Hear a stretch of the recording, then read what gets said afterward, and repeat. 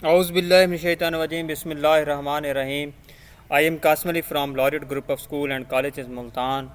जैसा कि स्टूडेंट्स आपको मालूम है कि हमने क्लास 10th की ऑनलाइन क्लासेस शुरू की हैं। आज हमारे पास लेक्चर नंबर 24 है, यूनिट नंबर 3 का हमारे पास आज हमारे पास कंट्रोल स्ट्रक्चर की। पहले हमने प्रीवियस लेक्चर की मैं बात करूं 23 की, उसमें हमने कंट्रोल स्ट्रक्चर की एक टाइप सिलेक्शन स्ट्रक्चर और उसकी टाइप्स को डिस्कस किया था, इफ़ देन और इफ़ देन एल्स को। समझ आई बात या नहीं? आज की हमारे पास इस लेक्चर में हम क्या डिस्कस करेंगे, कंट्रोल स्ट्रक्चर की थर्ड टाइप हमारे पास कौन सी है, लूप एंड इट्स टाइप। ठीक है, सीक्वेंस स्ट्रक्चर की टाइप्स इसलिए नहीं है कि वो हमने पहले प्रीवियस वो भी जब हमने मैं आपको पहले सीक्वेंस स्ट्रक्चर पढ़ाया तो उसी में हमने उसकी एग्जांपल को देख लिया था। उसके लिए कोई हमारे पास इतनी कि जब हमारे पास जो भी प्रोग्राम सीक्वेंस में दिया गया उसको उसी सीक्वेंस में एग्जीक्यूट किया जाता है। ठीक है, अब हमारे आज के लेक्चर के चलते हैं। आज के लेक्चर में हमारे पास क्या है, लूप्स एंड इट्स टाइप। सबसे पहले लूप आपको पहले बता दिया गया। लूप हमारे पास क्या है,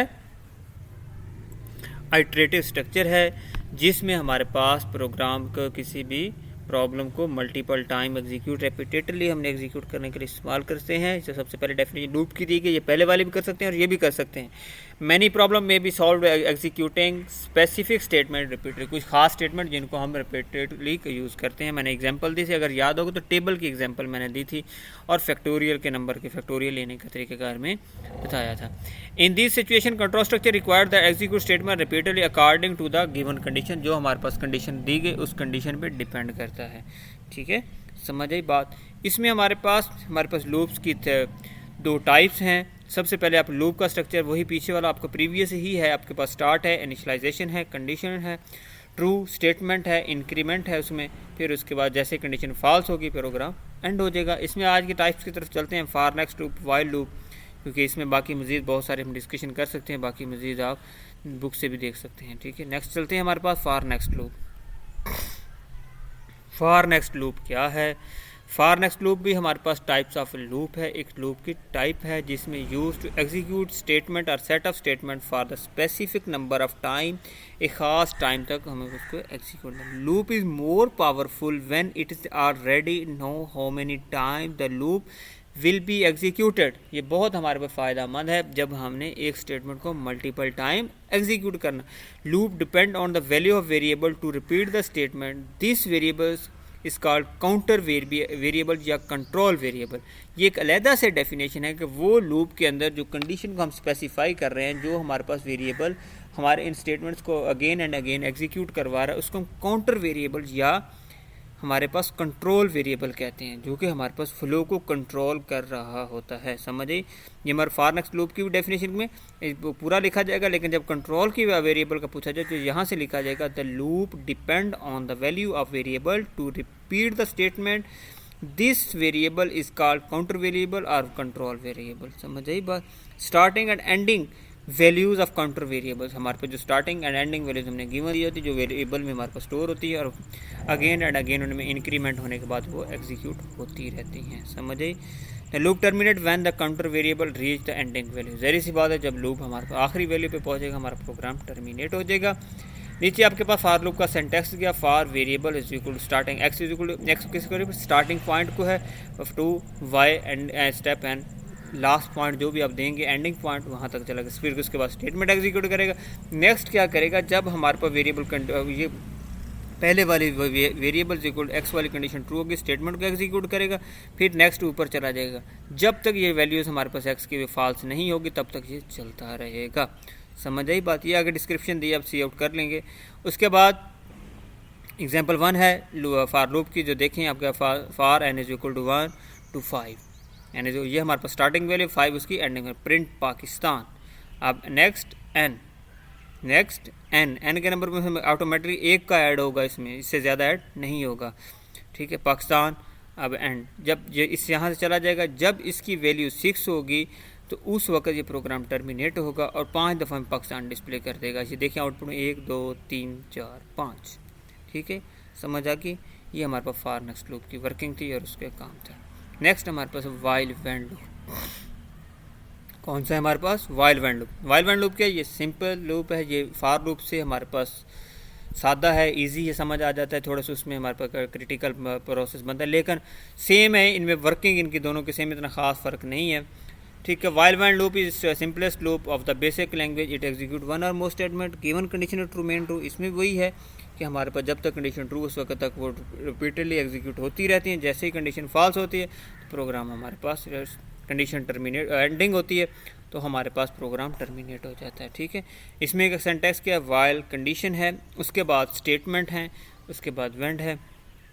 ठीक है। अब नीचे चलते हैं। इसमें हमारे पास वर्किंग उसने बताई हुई है। वर्किंग में हमारे पास किस तरह एवेल्यूएट होता है या किस तरह एग्जीक्यूट होता है। First of all the condition is evaluate the true is enter the body, जो ट्रू है तो बॉडी में enter. After executing the statement in give again move to start, फिर वापस स्टार्ट पे चलेगा। जब कंडीशन वो फॉल्स होगी फिर वेंड के थ्रू हो क्या कर देगा, इसे एग्जीक्यूटिंग ख़त्म कर देगा। ये उसका फ्लो चार्ट अगर आपको गौर से देखें तो नज़र आ रहा होगा। एग्जाम्पल वही सेम पीछे वाली पाकिस्तान है एन इज। अब इसमें क्या, ये वैल्यू हमने इनिशियलाइजेशन करवाई है, वैल्यू को इनिशियलाइज़ किया। इनिशियलाइजेशन मीन हमारे पास जब हम कोई वेरिएबल असाइन उसको उसी वक्त कोई ना कोई वैल्यू असाइन कर दें at the time of declaration कहते हैं। वैसे तो क्योंकि इसमें डिक्लेरेशन तो अब नंबर के हम नहीं करवा रहे, तो हमारे पास क्या है एन इज इक्वल टू 1, जो वैल्यू उसको असाइन कर दीजिए at the time of variable, जब हमने उसको नाम रखा उसी वक्त उसको वैल्यू ये असाइन की, इसको इनिशियलाइजेशन का नाम देते हैं। ठीक है। While n less than is equal to तब तक हो जब तक 5 है। Print Pakistan n is equal to n+1, n+1 के एन में एक ऐड करता जाए, फिर यू चलता जाएगा। जैसे ये 6 तक पहुंचेगा फिर वैल्यू टर्मिनेट होगी। फिर ये दोबारा ये यहाँ पे नहीं जाएगी, यहाँ से कंट्रोल सीधा बाहर वेंड पे आ जाएगा और प्रोग्राम को एंड कर देगा। समझ आ गई बात। उसके बाद लास्ट टॉपिक है लूप का और इस कंट्रोल स्ट्रक्चर का। हमारे पास ये बहुत इंपॉर्टेंट समझने वाला, बहुत सारे स्टूडेंट्स बहुत सारे बच्चे ऐसा करते हैं, इसको भी उसी का टाइप का हिस्सा बनाते हैं। ये नॉट अ टाइप, ये एक मेथड है। नेस्टेड लूप क्या एक तरीकाकार है, ये लूप की टाइप नहीं है। समझ आई बात। ये लूप की टाइप नहीं है, ये जस्ट हमारे पास क्या है, ये ओनली हमारे पास एक तरीकाकार है किसी भी लूप को एग्जीक्यूट करवाने का, मल्टीपल लूप को सिमल्टेन एक ही वक्त में एग्जीक्यूट करवाने का। समझ आई कि नहीं समझ आई? देखते हैं आपके बुक के मुताबिक वो क्या है। हाँ जी, देखें अपनी बुक के मुताबिक a loop with in a loop, एक लूप के अंदर एक और लूप। ठीक है। एक लूप दिया गया उसके अंदर कोई ना कोई और लूप एग्जिस्ट करता है, उसको हम नेस्टेड लूप कहते हैं। समझे। एक कमरे के अंदर कोई और कमरा बना हुआ है, सबसे पहले ज़ाहिर सी बात है बाहर वाले कमरे में एंटर होंगे, फिर अंदर वाले कमरे से उस वक्त बाहर आएंगे जब हम अंदर वाले कमरे का काम कंप्लीट कर लेंगे। समझ आई बात या नहीं समझ? इसी तरह ये नेस्टेड लूप भी काम करता है। ठीक है। Nested loop the inner loop is executed completely with each change in the values of counter variable of outer loop. अब हमारे पास क्या, आउटर लूप एक दफ़ा एग्जीक्यूट हुआ, इनर लूप जितनी दफ़ा वो अंदर जो भी कंडीशन जब तक ट्रू है उतनी दफ़ा एग्जीक्यूट होगा। अगर ये गौर से देखें तो आउटर लूप एक दफ़ा जब एग्जीक्यूट है, इनर लूप 1 2 3 दफ़ा एग्जीक्यूट होगा। जब दूसरी दफ़ा फिर आउटर लूप दूसरी दफ़ा एग्जीक्यूट होता, फिर इनर लूप उसी तरह पहली दफ़ा जिस तरह 1 2 3 टाइम फिर वो एग्जीक्यूट हुआ। ठीक है। ये अपनी एग्जांपल दी गई है। आगे अगर ये देखें, मैं डायग्रामेटिकली कोशिश की आपको समझाने की, अगर समझ आ जाएगा उम्मीद करता हूँ। ये देखिए हमारे पास आउटर लूप है, ये इनर लूप है। इनर लूप कब तक चलता है, जब तक वो आउटर है। जब इनर ने अपना काम मुकम्मल किया, ये देखें ये बता रहा है कंडीशन इसने मुकम्मल किया, फिर उसके बाद ये बाहर चला गया। फिर जब इसकी कंडीशन फॉल्स हुई फिर ये इनर में अंदर नहीं आएगा, फिर वो कंट्रोल बाहर चला जाएगा। ठीक है। ये नीचे मैंने कमरे की सूरत में अगर रेक्टेंगल्स की सूरत में बनाने की कोशिश भी की है, बताने की आउटर लूप है, ये इनर लूप है। जैसे हम आउटर में आए, इनर आए, इनर का अपना सारा काम यहाँ पे मुकम्मल किया, फिर हम वापस चले गए आउटर, और जब आउटर लूप की कंडीशन फॉल्स फिर दोबारा इनर में नहीं आएगा, फिर वो ऑटोमेटिकली वहाँ से बाहर चला जाएगा। ठीक है। आज के लेक्चर के लिए अल्लाह हाफिज़। इंशाल्लाह मिलते हैं नेक्स्ट लेक्चर में। आज का हमारे पास यूनिट नंबर 3 हमारे पास एंडिंग हो चुका है। इंशाल्लाह हम नेक्स्ट में यूनिट नंबर 4 को डिस्कस करेंगे, जो अरे का यूनिट है। उम्मीद करता हूँ कि यहाँ तक आपको पहले 3 यूनिट समझ आ चुके हैं। अगर अभी भी इसमें कोई प्रॉब्लम या क्वेश्चन क्यूरी उसके लिए आस्क कर सकते हैं।